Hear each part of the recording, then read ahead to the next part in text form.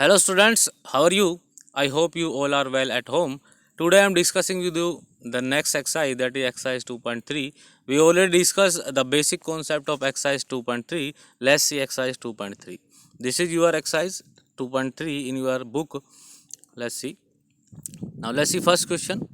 Let n be the set of natural number and the relation r be defined on n such that r is equals to xy, y is equals to 2x, xy belongs to n. Then what is the domain, codomain and range of R in this relation a function? So the same concept we use in relation. We have to given a relation xy such that y is equals to 2x and xy belongs to natural number. And for x is equals to 1, y is equals to 2. Y is equals to 2 into 1, that is 2. For x is equals to 2, y is equals to 4. That's why relation will be ordered pair हमारे बनेंगे 1 2 2 4 3 6 like that. Now domain of R is equals to natural number. Now codomain of R is equals to natural number. And what about range? Now range is 2 4 6 8 10, that is even natural number. Okay. Now let's see question number 2. We have to given a set x, that is 1 2 3 4, y 2 4 6 8 10 12. Classify the following sets of ordered pair as a function or not function from x to y. Now first relation you have to given that ordered pair is 2 1 3 1 and 4 2. Now listen carefully, we here we have to given a relation. आपको ये बताना है कि ये relation function है या नहीं है. तो फंक्शन के लिए मैंने आपको दो कंडीशन बताई थी. फर्स्ट कंडीशन कि अगर कोई फंक्शन सेट एक्स से सेट वाई में डिफाइन हो रहा है तो सेट एक्स का कोई भी एलिमेंट छूटना नहीं चाहिए बेटा, और सेट एक्स के कोई भी एलिमेंट की वाई में आपको दो इमेज नहीं मिलनी चाहिए. Now in first relation you have to given that 2 1 3 1 and 4 2. Here there is no image of element 1. Okay, that's why this is not a function. Now question number 2, R is a function. given है आपको एक relation given है 1 2 2 4 3 6 4 8. Here we have all elements from x to y. A unique image we have to given from x to y. That's why R is a function. Now same concept we have to use in question number 3. R is not function because we have a element 3 for which there is no image in y set. Okay, that's why R is not a function. Now question number 4, 1 2 2 2 2 3 8 4 8. Now R is a function because each element of x has a unique image. Now 1 की image 2 है, 2 की image 2 है, 3 की image 8 है, 4 की image 8 है. ऐसा हो सकता है एक्स सेट में आपके दो एलिमेंट है, उनकी एक इमेज हो सकती है, बट एक्स सेट के एक एलिमेंट की दो इमेज नहीं होनी चाहिए. अगर ऐसा है तो वो क्वेश्चन आपका वो आपका रिलेशन फंक्शन नहीं है. Next question, question number 5. R एक गिवन है आपको 1 10 2 6 3 6 4 10. 1 2 3 4 सबकी बेटा इमेज है. नाउ 10 1 की इमेज 10 है और 4 की इमेज 10 है, ऐसा पॉसिबल हो सकता है. That's why R is a function because each element x has a unique image. Okay, now this is your question number 2. Now let's see next question number 3. एक फंक्शन गिवन है x से y set में define हो रहा है. x we have to given 1 3 5 7, y we have to given 0 1 2 3 4 5 6 7 8 9 10 11 12 13. Now find the elements of f if y is equals to fx is equals to 2x minus 1.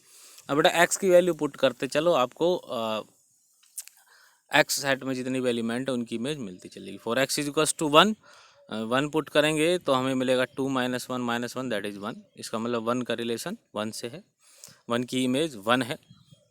For 3 image is 5, for 5 image is 9 and for 7 image is 13. That's a function will B 1 1 3 5 5 9 7 13. तो relation और function में थोड़ा सा difference ये है बेटा कि जो रिलेशन की दो कंडीशन है वो सेटिस्फाई अगर हो रही है then the relation is a function. Okay, now let's see question number 4. Let at with the function defined by the rule f x is equals to 4x square plus 2x minus 3. Find f2 मतलब at x is equals to 2 आपको value निकालनी है function की, f-1 fa and f1. Now f2 कैसे निकलेगा बेटा, x को replace कर देंगे 2 से, तो यहाँ से आपका फंक्शन की वैल्यू हो जाएगा 17. For same -1 and for same a. Now how will I find out f1? Firstly I will find out f1, value of f1. Then value of f1 is 3. Now f1 कैसे निकलेगा बेटा, f1 की value क्या है 3 है, तो f1 will be f3.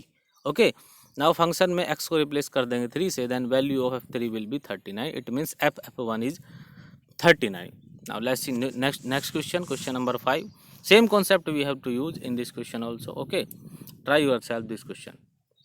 Now next question, question number 6. A function given है f1 1 2 3 0 -1 -1 -3 be a linear function from z into z. Now find fx. Fx we have to find out. Linear function we have to given. Then linear function we have to given. Then basic expression of linear function is ax plus b. Now f1 is equals to 1 given है, because x is equals to 1 पे अगर हम function की value देख रहे हैं तो वो 1 आ रही है. तो f1 1 है, f2 3 है, f0 -1 है, f-1 -3 है. f1 1 है तो बेटा यहाँ पे fx is equals to ax plus b लिया हमने, तो f1 निकालेंगे तो it will be a plus b. a plus b is equals to 1. ऐसी f2 that is 2a plus b, 2a plus b is equals to 3. Now solving equation number 2 and 3, we will get value of a is 2 and value of b is equals to -3. Now putting the value of a and b in the function, that is value of function will be 2x minus 1. Okay, now this is question number 6. Now let's see next question. Which of the following functions are odd and which are even? odd और even function बताना बेटा. तो odd और even function की हमने definition बताई थी. If f minus x is equals to fx है, then the function is even function. If f minus x is equals to minus fx है, then the function will be odd function. Okay, now let's see solution of this question. We have to give one first function fx is equals to 4 3x की power 4 minus 5x square plus 6. Now changing x into minus x.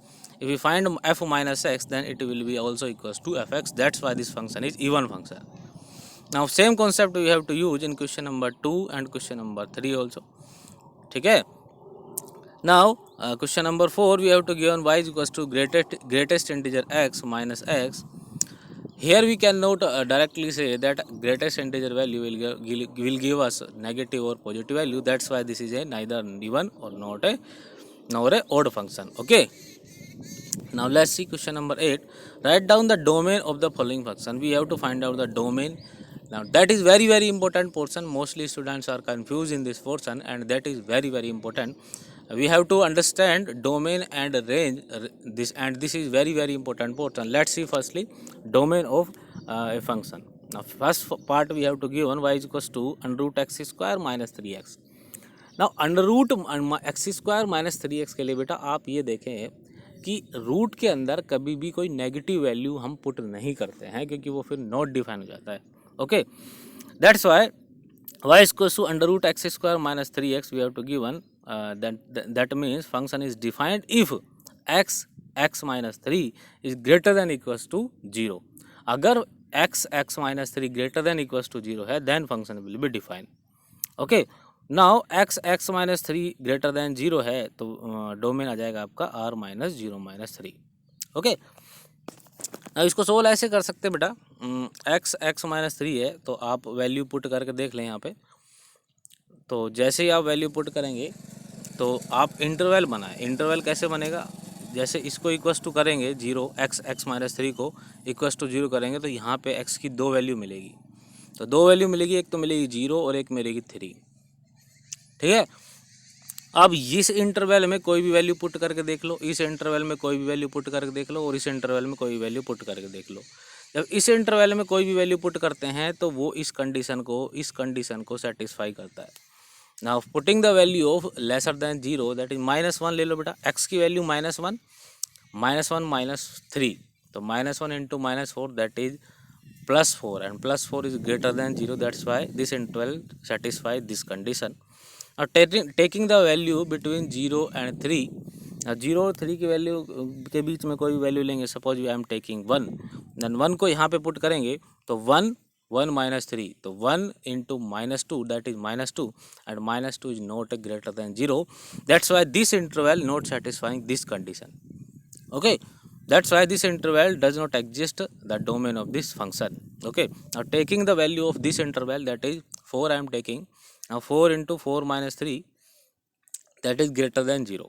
Okay, That's why the domain of this function is r minus 0 minus 3. Okay, so here we have to understand the domain, and today I am ending this video here. Thank you everyone.